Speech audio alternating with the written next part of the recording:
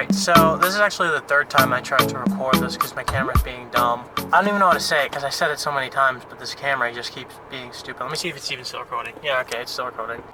So I wanna start this video with a quote. Not a famous quote, but it's something that my dad told me that actually meant a lot to me. You have 24 hours in a day. Spend 8 hours of those days working. Spend another 8 hours of those days sleeping. Now there's always studies behind sleeping and what's better, 7 hours or even longer, or you can't take naps or whatever. But hypothetically, just say that you've already used up your 16 hours of your day working and sleeping, which is what most people do. You still have another 8 hours to go in the day. When people say that they don't have time to do what they want, things that they want to accomplish, and they can't because they don't have enough time, what my dad told me is don't be afraid to use all of the hours in the day. They're always going to be there, whether you decide to use them or not. And it's understandable, people always have bad days, people always have good days. I just challenge you guys to use those remainder of those hours in the day to better yourself or better someone else's life by bettering yourself. Just because people say that you need to be in bed by 10 o'clock and wake up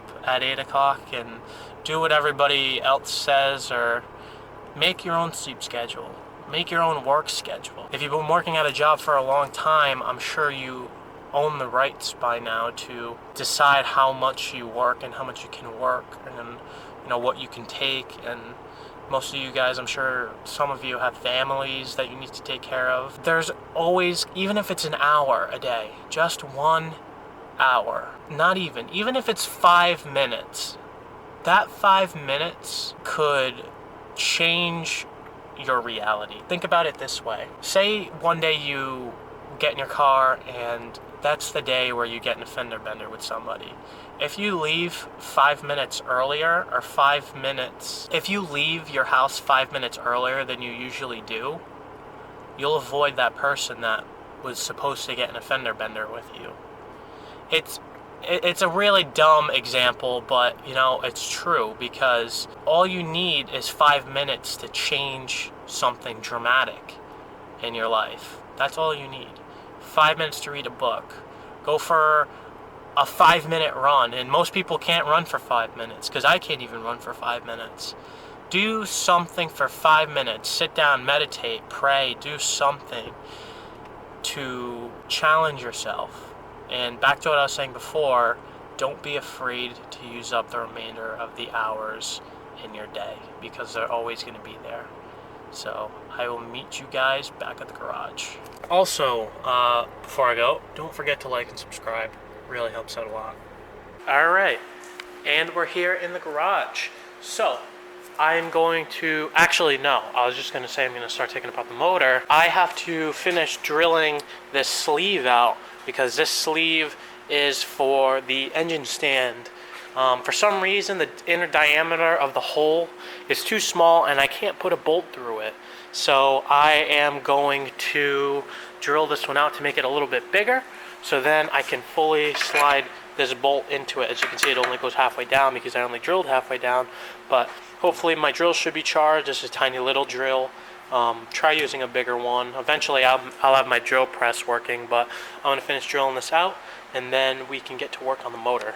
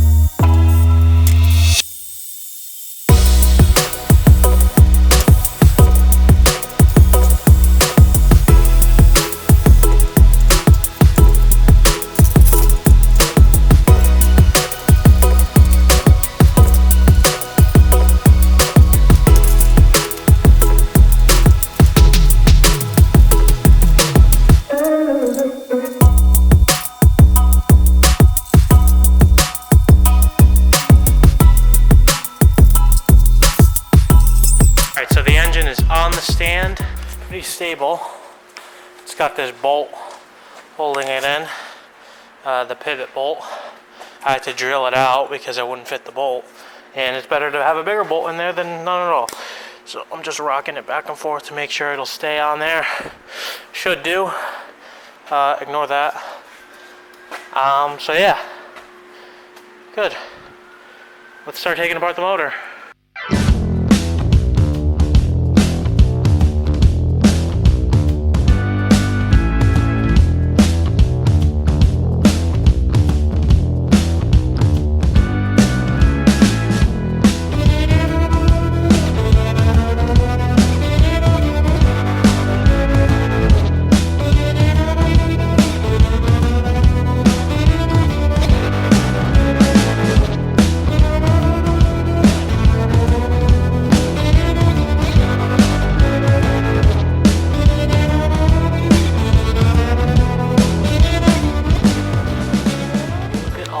Crap. Let me see if I can get a flashlight.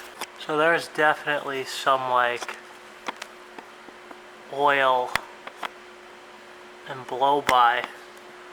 Look how dirty that is. That's not the evap. What the heck is it called? The reason why there's so much oil in the intake is because of what's it called? PCV. I'm going to do a catch can setup because I don't want oil to keep going back into my engine. It's just an emissions thing. If the oil goes back into the motor and kind of just cakes on it, it starts to build up and like turn into like a hard carbon, and it gums up the valves and it doesn't seal right, and it makes detonation, combustion, pre-ignition. It just does bad things to your engine. So I'm going to continue with taking off the front timing cover. I took off the top front timing cover. Now I have to take off the front crank pulley. And yeah, let's see what it looks like underneath here, because I actually never took that off before. So I made a big no-no. That freaking bolt will not come out. I tried impacting it. I tried getting a big-ass pry bar, not a pry bar, freaking leverage bar pipe. And I blocked off the cams. I did the vice grip trick where I put 2 wrenches together. This wouldn't come off so bad that it snapped the end of, I don't know if that's the end of my cam or the inside part of the cam gear. What the hell? I can't get this freaking bolt out. This bolt will be the death of me. I've tried to get it off the car so many times. I heated it up. I tried so many things to get this freaking bolt out, and it will not come out. It's frustrating. Ugh, that is so obnoxious. I guess that's what happens. I found the weakest link, and obviously the weakest link wasn't the belt or the tensioner or anything. It was just the actual gear itself. So I'm gonna take off the caps on the cams and take the cam off and see if that's what broke, or if what broke was the actual timing gear itself. Alright, so I took the head bolt out of the motor, and it looks to me that what broke was the end of the cam. Sorry, my camera stopped recording. I think I can replace this like snout part of the cam. There seems to be a snap ring in between there, so I think I can take it out. If not, I'll go to a junkyard and just get another cam, which will probably be my best bet. But I'm now going to take the head off the motor and see what the tops of the pistons look like. Hopefully it comes off. Coolant probably spill. Wow, not too shabby. Not bad, seen worse. But wow, look at that carbon buildup on the, I mean, it boosts the compression ratio, which is okay, I guess, but look at all that carbon buildup. There's like at least like, look at all that. I don't know how much it is in measurement, but that's like 2 millimeters worth of carbon buildup, which is crazy. Oh boy, okay, so I need to clean that up. Also, I need to take the spark plugs out. And we can kind of see how the engine's running right now. These 2 cylinders are running very lean. these ones look like they're running kind of normal, but these ones are white as a ghost. So I wonder if there's like a blown head gasket in this area or a vacuum leak on this side of the intake manifold.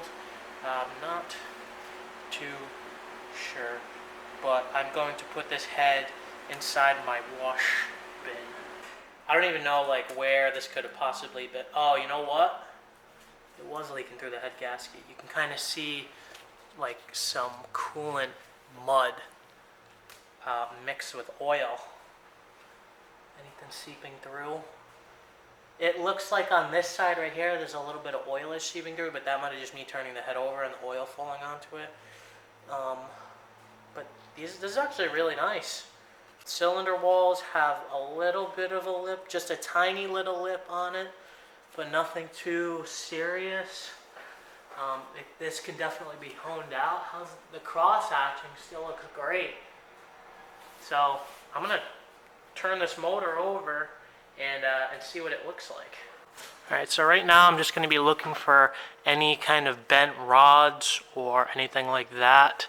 I don't think they are, but I'm just looking to see how high the piston goes, and it looks like they are ever so slightly. Hang on, let me see here. Let me look at these ones.